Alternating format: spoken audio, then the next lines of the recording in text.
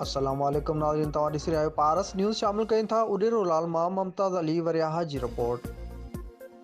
उडेरो लाल station जे रहवासियुनि जो rail जो स्टाफ बहाल न करण ख़िलाफ़ एहतजाज। शहरीन दरिया ख़ान ब्रह्माणी, पांधी दरस, वाडो साहिवाल ऐं रजब ख़ुश्क जी अॻुवाणी में रेलवे स्टेशन अॻियां एहतजाज कयो वियो। हिननि जो चवणु आहे त उडेरो लाल स्टेशन में भरपासनि जे सवें ॻोठाणनि जे अवाम लाइ रेलवे जूं सफ़री सहूलियतूं न हुजण सबबि शागिर्द ऐं वापारी सख़्तु परेशान आहिनि। हिननि चयो त मोहतरमा बेनज़ीर भुट्टो जी शहादत खां पोइ हिन रेलवे स्टेशन खे अवाम लाइ बंदि कयो वियो आहे।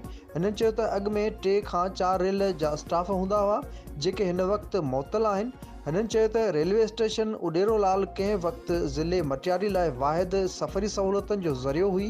एहतजाज कंदड़नि रेलवे वारे वफ़ाक़ी वज़ीर ऐं DS रेलवे खां मुतालबो कयो आहे त उडेरो लाल स्टेशन ते फौरी तौर ते 2 स्टाफ बहाल करे हितां जे हज़ारे रहवासियुनि खे रेलवे जूं सफ़री सहूलियतूं मुहैया कयूं वञनि।